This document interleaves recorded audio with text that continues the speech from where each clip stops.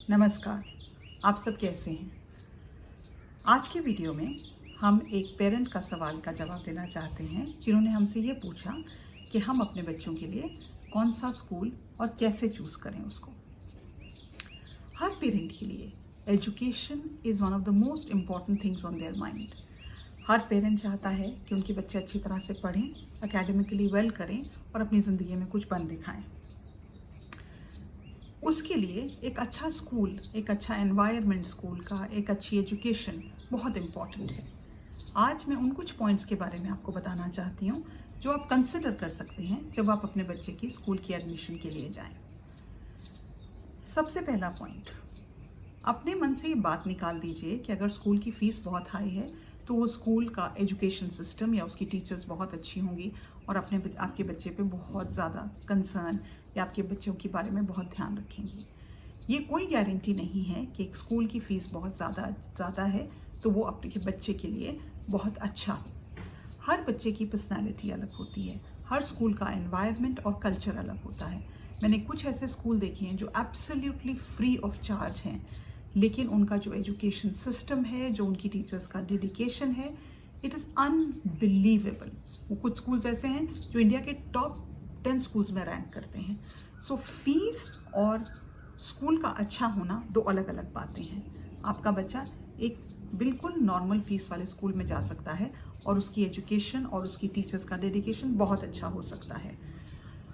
तो ये बात आपको अपने मन में रखनी चाहिए कि मुझे एक बड़ी बिल्डिंग या बहुत बड़ा कैंपस या बहुत हाई फीस वाले स्कूल में जाने की ज़रूरत नहीं है।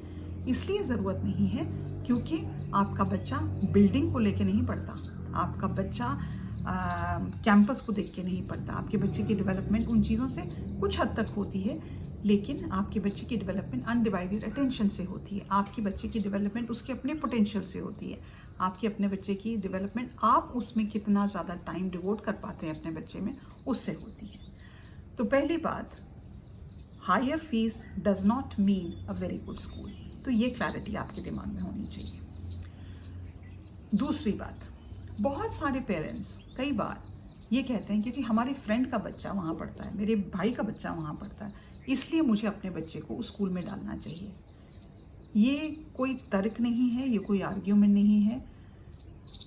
आपको अपने बच्चे की पर्सनालिटी, अपनी क्षमता के हिसाब से, अपने गोल्स के हिसाब से आपके बच्चे को डालना है।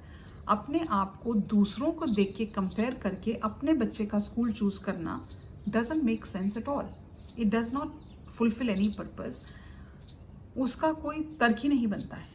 क्या ये आपका बच्चा उसी स्कूल में उतना अच्छा कर पाएगा जितना आपका फ्रेंड का बच्चा या जितना आपका ब्रदर का बच्चा या सिस्टर का बच्चा? नहीं, वी डोंट नो दैट। लेकिन अगर आप ये सोचें कि आपके फ्रेंड के बच्चे या आपके फ्रेंड ने आपसे कहा कि हमारे बच्चे को उस स्कूल में अनडिवाइडेड अटेंशन मिलती है, हमारे बच्चे को उस स्कूल का कल्चर अच्छा लगता है, हमारे को उस स्कूल की एनवायरनमेंट अच्छी लगती है, हमारे को उस स्कूल की टीचर्स की डेडिकेशन अच्छी लगती है, then it makes sense to do that. Prior to that, just comparing, सिर्फ कंपेयर करके अरे उसका बच्चा वहाँ जा रहा है तो मेरा बच्चा भी वहीं जाना चाहिए, is not at all logical and it doesn't solve any purpose. Number 3 point, छोटे बच्चे स्पेशली जो फर्स्ट क्लास में या किंडरगार्टन में एडमिशन लेते हैं, उनकी एनर्जी लेवल जितनी होती है उतनी ही होती है। अगर आप वो स्कूल चूज़ करें जिसको मैं प्रॉक्सिमिटी कहती हूँ, प्रॉक्सिमिटी मतलब आपके घर से स्कूल का डिस्टेंस क्या है, वो आपके बच्चे की हेल्थ के लिए बेटर रहता है। बच्चों को adequate rest, adequate work, adequate energy सबकी ज़रूरत होती है। अगर स्कूल आपके घर के पास है तो बच्चे पैदल भी जा सकते हैं, आप उनको ड्रॉप कर सकते हैं, आप उनको पिक कर सकते हैं। बाहर के कई देशों में आप अपने बच्चों को उसी स्कूल में एडमिशन दिला सकते हैं जब आपका घर 5 किलोमीटर की रेडियस में हो। उससे ज़्यादा जाके बच्चों को एडमिशन नहीं मिलता। वो कहते हैं दूसरे डिस्ट्रिक्ट में या दूसरा जो एरिया है उसमें आप जाके अपने बच्चे का एडमिशन लें। तो ये बहुत इम्पॉर्टेंट है कि आपके बच्चे का स्कूल आपके घर से कितना दूर है इनिशियल स्टेजेस पे, ताकि बच्चे का टाइम वेस्ट 2-2 घंटे आने जाने में ना लगे। क्योंकि बच्चा थक जाता है, वो बस में सो जाता है, उसको वो घर आता है, उसकी एनर्जी ड्रेन हो जाती है। एंड स्पेशली हमारा जैसा देश जहाँ पे गर्मी बहुत पड़ती है, तो और बसें ज़्यादातर एयर कंडीशन नहीं है, कूलर तो होते ही नहीं है। तो इसलिए बहुत ज़रूरी है कि आप इनिशियल स्टेजेस में, जब आपका बच्चा छोटा है, तो कोशिश करें वो स्कूल चूज़ करें जो आपके घर के पास है। चौथा पॉइंट, एक बात देखने की बहुत ज़रूरी है कि उस स्कूल में जिसमें आप अपने बच्चे को चूज़ कर रहे हैं, आप चाहते हैं आपके बच्चे का एडमिशन हो, उस स्कूल में चाइल्ड टू टीचर रेशो क्या है, एक क्लास में कितने बच्चे हैं और कितनी टीचर्स हैं। कई बार देखने में ऐसा आता है कि एक क्लास में अगर 40 बच्चे हैं तो 2 टीचर्स होती हैं ऑल द टाइम। लेकिन कई बार ये भी देखने में आता है कि जब क्लास में 60 बच्चे हैं और एक टीचर है, उससे क्या होता है, टीचर की ability, at the end of the day teacher एक ह्यूमन बीइंग है, उसकी एबिलिटी हर बच्चे को अनडिवाइडेड अटेंशन देने की कम हो जाती है जब क्लास में इतने बच्चे हैं। ऑल्सो उसको इतनी सारी कॉपीज चेक करनी है, ऑल्सो उसको इतने सारे बच्चों को चुप रखना है, इतने सारे बच्चों को पढ़ाना है। जब इतने सारे बच्चे एक क्लास में हैं और एक टीचर है, वो करते वक्त टीचर की ability to perform at her best level कम हो जाती है और उसका डायरेक्ट इम्पैक्ट आपके बच्चे पे पड़ता है। तो आपको ये कोशिश करनी चाहिए कि आप अपने बच्चे को ऐसे स्कूल में डालें जहाँ पे टीचर टू स्टूडेंट रेशो जो है वो सिर्फ 30 to 35 मैक्सिमम स्टूडेंट्स का हो, एक टीचर 30 to 35 स्टूडेंट्स।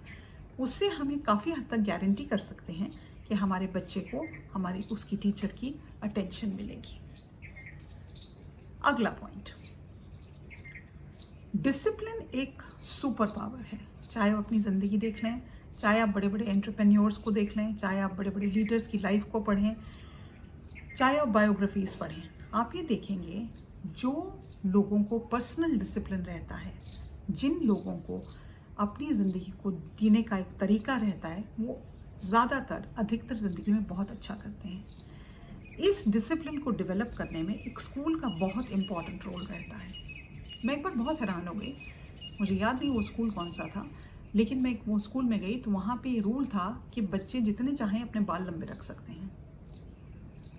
और मैंने वो देखा, मैंने कहा अरे वाह, ये तो बहुत ही इंटरेस्टिंग बात है कि कोई डिसिप्लिन ही नहीं है इन टर्म्स ऑफ हेयर। मैं जिस स्कूल में पढ़ती थी वहाँ पे हमको, अगर आपके बाल यहाँ कान से थोड़े से भी नीचे हैं तो आपको 2 पोनीटेल्स या और लंबे हैं 2 वो बनानी पड़ती थी, चोटियाँ बनानी पड़ती थी, साथ में रिबन होता था। रोज़ जब हम स्कूल जाते थे, असेंबली से पहले 5 मिनट पहले वॉलंटियर्स होते थे, क्लास वॉलंटियर हो सकते थे, जो आपके नेल्स चेक करते थे, आपका रिबन चेक करते थे, आपकी ड्रेस चेक करते थे, आपके शूज़ पॉलिश हैं या नहीं है ये चेक करते थे, और आपकी सॉक्स ठीक है, साफ़ है कि नहीं ये चेक करते थे। ओवर द ईयर्स मुझे वो स्कूल छोड़े कई साल हो गए, लेकिन आज भी मेरे को जब मैं अपने घर से बाहर निकलती हूँ, मैं चेक करती हूँ मेरे शूज़ साफ़ हैं, मेरे बाल ठीक हैं, मेरे नेल्स कटे हुए हैं। वो डिसिप्लिन जो मैंने उस स्कूल में सीखा था मुझे ज़िंदगी भर काम आया। स्कूल का पर्पस बच्चों को डिसिप्लिन करना है, बच्चों को एकेडमिक एक्सीलेंस सिखाना है, बच्चों की पर्सनालिटी डेवलपमेंट करना है।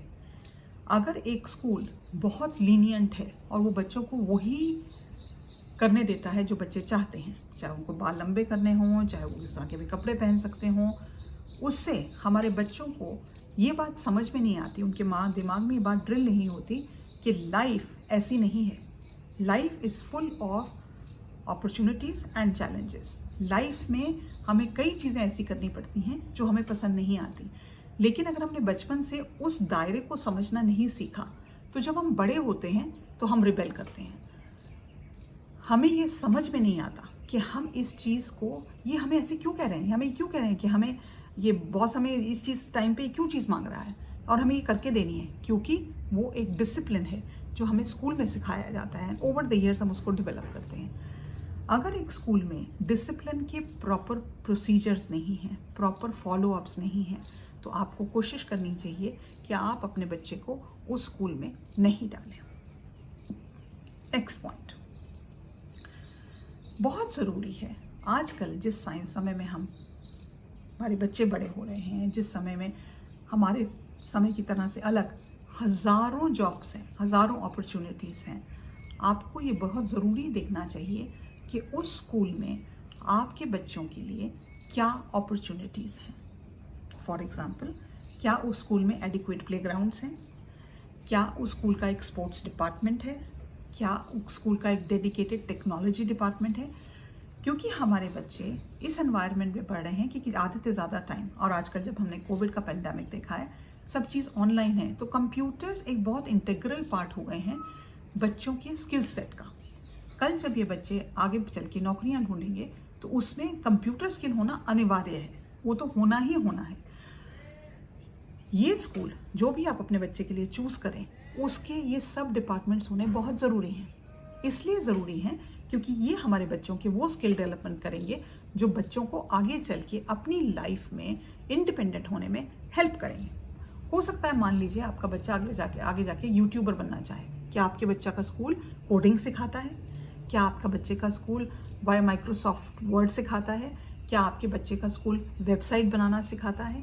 क्या आपके बच्चे के स्कूल में कोई फोटोग्राफी डिपार्टमेंट है जहाँ पे एज अ हॉबी वो फोटोग्राफी क्लासेस ले सकते हैं?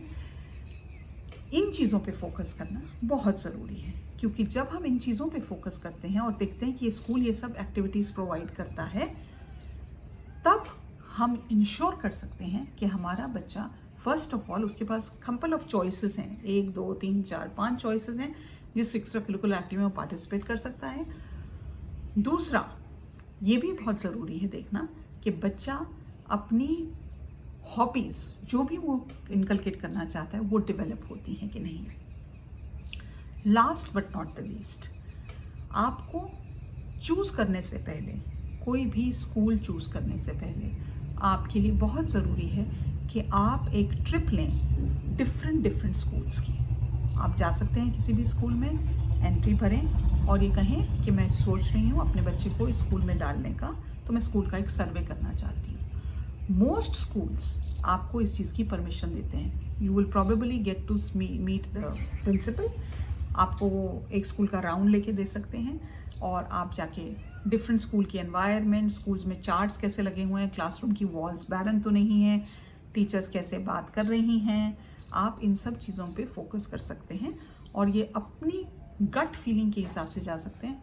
मुझे ये लगता है ये स्कूल वो सब चीज़ें प्रोवाइड करता है जो मैं चाहती हूँ या जो मैं चाहती हूँ मेरे बच्चे में डेवलप हो।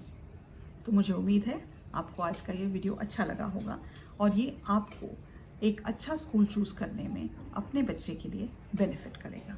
आज के लिए इतना ही। नमस्कार।